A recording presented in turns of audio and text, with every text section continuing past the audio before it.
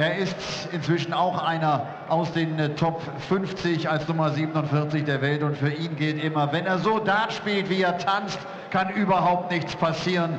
Die Rede ist vom Dreammaker Dimitri van den Bergh.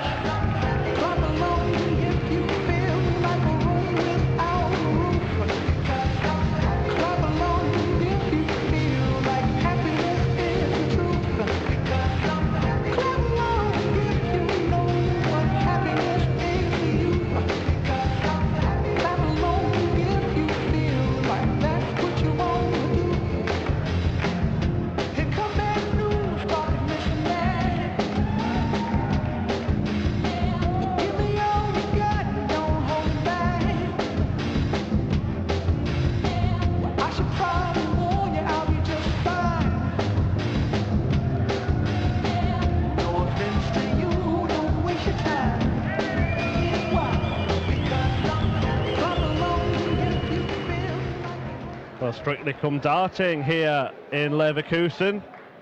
The flamboyant, exciting Matt Clark against the shy and retiring Dimitri van den Bergh to round off our afternoon session. 7 matches so far. The last 3 of them have gone all the way to an 11th and deciding leg. Dimitri van den Bergh and Matt Clark.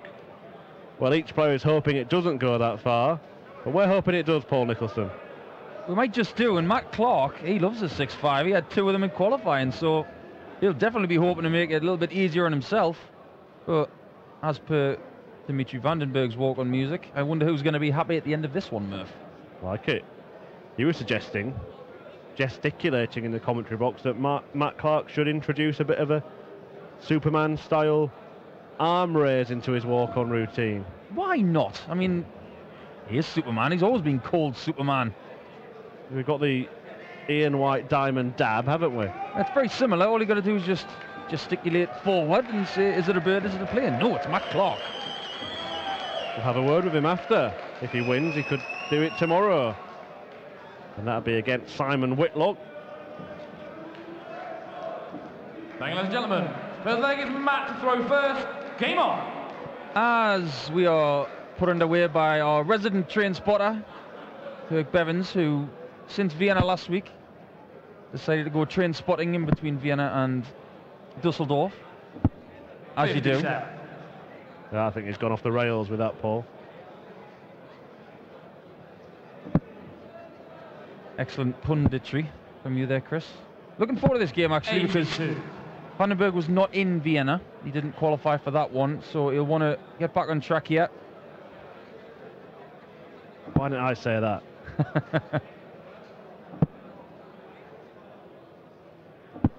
81. And one thing that you see with the setup of Matt Clark is the transparent flight. There's not a lot of guys actually use those. They're very popular in the oceanic region with Kiwis and Aussies. They love those. 100. It's a very polarized opinion about the transparent flight. Some people don't want to see the flights, but there are other people who have them as bright as they can because they want to be able to see them. But if you look at the action of Matt Clark, since he started playing at Lakeside back in the 90s, nothing has changed with that action at all. It is solid as a rock. I'd never really considered that point that you just made, Paul, about colours of flights and stems. Is there a preference for yourself? Is it a brighter colour make it more visible in the board, especially in the black areas? Some people want to be able to see the flights so they can bash their darts against them and let them gather. Some people would like the illusion of space. And this all pretty much started with the black darts that were brought into the sport, because when you hit the 20, you can't see the barrel. It gives the illusion of making things bigger. One thing I have noticed, that it looks like there's a slight barrel change for Matt Clark, which is very unusual. Maybe it's just a small tweak. There are those that think that darts is a very simple game that people do their best to make very complicated, Paul. Human beings can make anything complicated. They really can, especially a sport where you throw a bit of metal at a mat. Well, I hope Dimitri van den Bergh doesn't throw anything at Matt in this one. I hope he just sticks to chucking it in the segments, which he's aiming for. 57 required for the Belgian. So it'll be 17 for double top to steal the break in the first leg. And that's what he's done, and it's a good start for the youngster, 22 years old. Game on. The king of the development tour, Dimitri van den Bergh. 8 victories he's picked up on the PDC development tour, 1 in the challenge tour back in 2013 when that was effectively a kind of youth tour as well. 140. And he's had some decent results in senior games as well. Remember him knocking out James Wade in Gibraltar not so long ago. Matt Clark qualified for Gibraltar as well, and Sindelfingen, and won in his first round games on each of those occasions, so he'll be hoping to carry on that run. That's one of the reasons why we look forward to this kind of fixture, because both guys have played in Europe this year multiple times, so they're used to the temperature and what the stage brings. And I think this is a decent draw time-wise, being late in the afternoon. You finish the game around 5 o'clock local time. 96. And if you can get through, go and have some dinner at a regular time and get a good night's sleep. Doesn't mess with your routine whatsoever. Van den Bergh with a sensible routine there. The reason he went down to the treble 19 area is because 95 left him a finish where 100 wouldn't have. Well, we have seen some suspect counting this afternoon from a couple of guys, but that was impeccable mathematics from Dimitri van den Bergh. And a player of his quality, you would expect that. He left the 170. If he'd hit the 260s, I'm not sure he would have gone for it. But a nice setup is very likely. 81. That'll do. Yeah, speaking of counting, not least a mess from Jermaine Watamina in the deciding leg of his match against Stefan Zietman. Had 76 left. The first start went in the big 1. Dimitri required 89. Decided to go for treble 17 rather than 25 bull. Missed it and his opponent stepped in. Now van den Bergh looking to bed double 16 to double his lead. 57.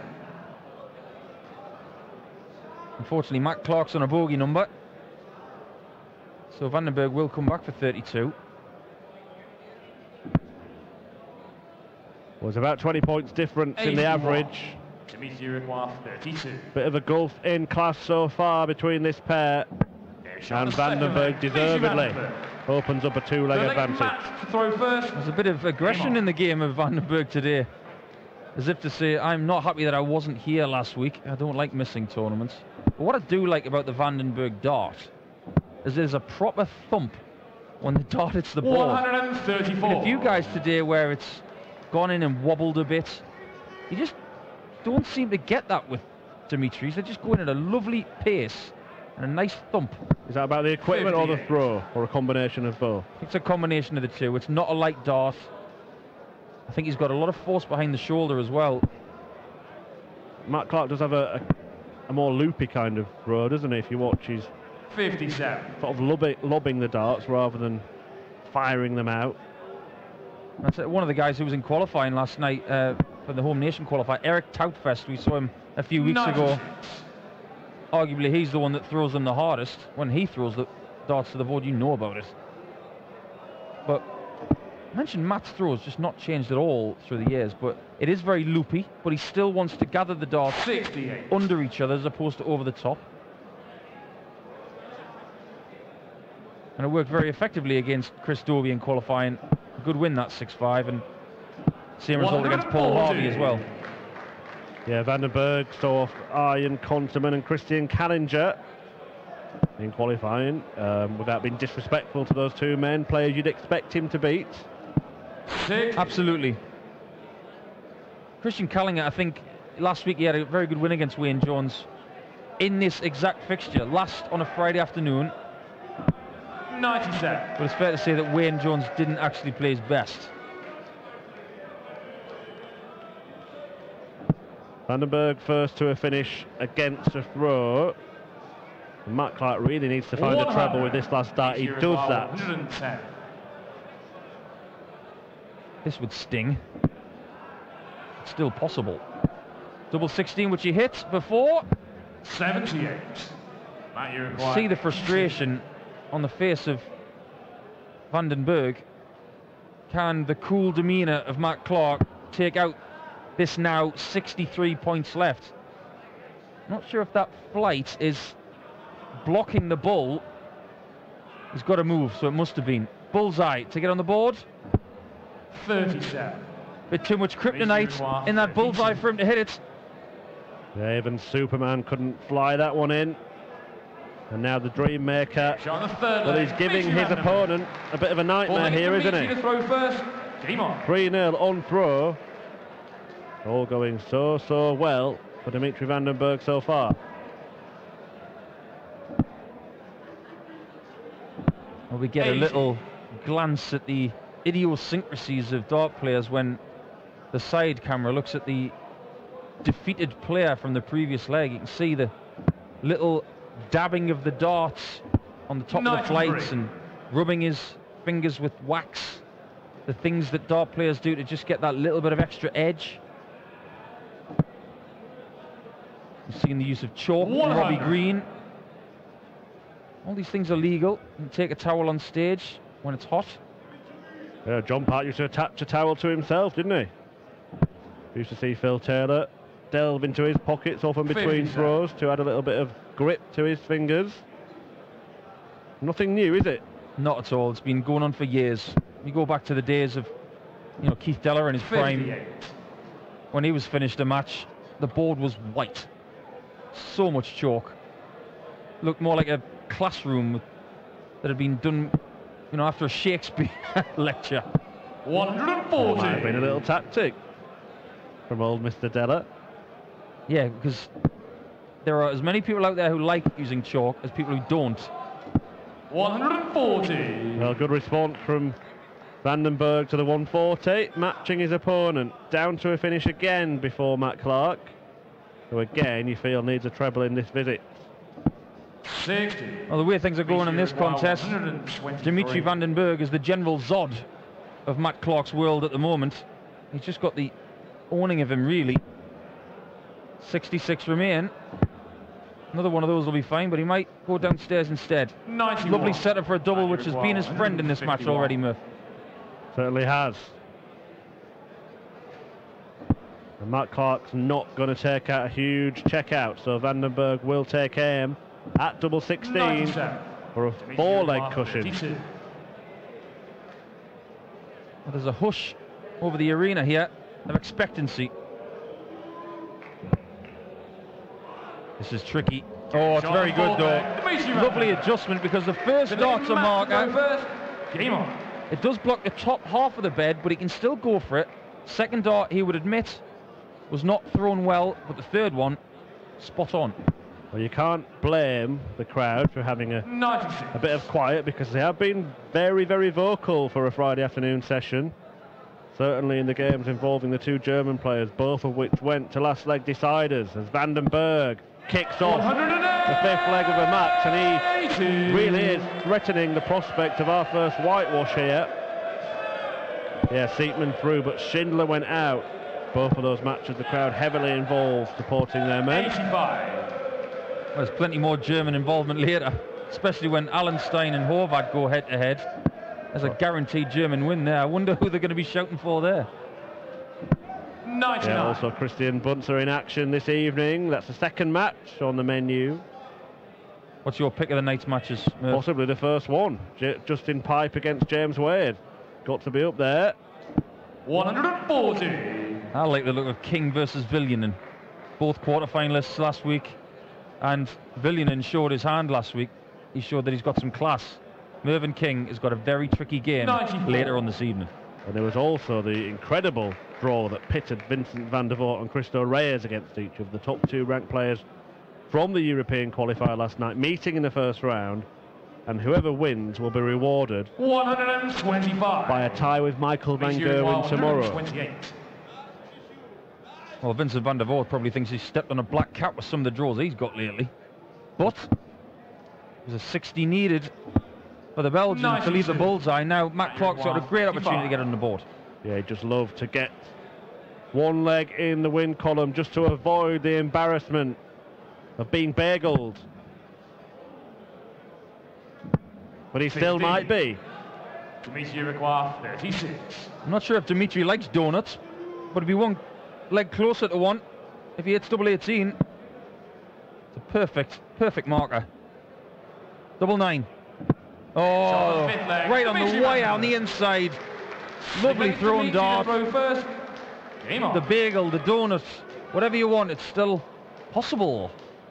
Certainly is, and the way that Van den Bergh's been playing, you wouldn't bet against him now. Well, there's this thing with Dimitri, isn't there, where he 140. seems to always play well on a Friday, and then a different player turns up on a Saturday. I think he secretly is saying to himself, come on, let's put a run together, let's make 96. a quarter-final, you know, make a statement about what I can do on a Sunday. The winner of this, yes, plays Simon Whitlock, and I know he's had 99. wrist injuries, but last week there were signs of real improvement from the Wizard, so it's looking like Van den Bergh's going to be too strong for Matt today, but I think that Van den Bergh versus Whitlock, that's a bit of a tasty tie. Well, yeah, I know you're an Aussie, Paul, and if Matt Clark was to recover this, it would be the most surprising comeback since Harold Bishop reappeared on Ramsey Street, wouldn't it? That was a pretty surprising comeback. Better than Bobby Ewing in Dallas. Doesn't look like we're going to have the drama that we've watched in the last 3 matches. Van den Bergh closing out the most comfortable of victories and doing it in some style. 65. Well, Van den Bergh's first dart in this match has been far superior. It really has. He's left himself so much room in that 60 to finish off the visit. 46. And look at that. You require 40. A perfect 165 to set up tops for the game. Well, double top for the Dream Maker to complete a dream start to the European Darts Open here in Leverkusen. A 6-0 win. Matt Clark just was not at the races in that one. Van den Bergh gets the job done. Bit of an apologetic handshake, but no need to apologise. A 6-0 victory for the Belgian youngster. He goes through to take on Simon Whitlock tomorrow. We've got 8 more matches this evening though, so stay tuned on PDC TV or wherever you are watching. Justin Pipe against James Wade, one of the highlights, as is Vincent van der Voort against Christo Reyes. Van den Bergh will speak to Elmar Volker, and you can join us later on this evening for the last 8 matches of round 1 at the Happy Bet European Darts Open. Applaus für Matt Clark. Superman, schön, dass hier in Leverkusen mit dabei war. Und ich darf euch schon mal sagen, bevor Dimitri gleich nochmal zu mir kommt, wer auf der European Tour als Zuschauer schon mit dabei war, der weiß, nach einer Session müssen wir den Saal einmal freiräumen. Ihr könnt gerne im Raucherbereich bleiben, könnt natürlich auch nach außen treten und dann zurückkommen. Um 18 Uhr ist wieder Einlass. Dimitri, ein Traumstart für den Dreammaker, kann man das so sagen, mit einem 6-0? Das ist auf jeden Fall ein guter Anfang, ja, das sicher. 6-0 klingt, wenn man das so liest, immer so glatt, alles super gelaufen. War es so, hat es sich gut angefühlt für dich? Der Tag war für mich nicht gut angelaufen, aber so wie es jetzt gelaufen ist, ich nehme das mit nach morgen. Ich fühle mich da fröhlich drüber, hatte es nicht erwartet. Was für ein Ziel hast du, wenn du auf so ein European Tour Event kommst? Ist es immer irgendwie so den Sonntag erreichen? Ist das so das erste Ziel, dass man diese ersten beiden Runden schafft? Ja, egal welchen Qualifier ich spiele, ich möchte immer den Qualifier überstehen, immer den Qualifier gewinnen und dann mir zum Sonntag bringen. Also mit heute 6-0 gewinnen, erste Runde, das ist mal ein guter Anfang und wir sehen morgen mal, aber es geht ja gute Seite auch. Dann sehen wir morgen weiter. Ich danke dir vielmals. Dimitri van den Bergh, er spricht so wunderbar Deutsch, der Mann aus Antwerpen.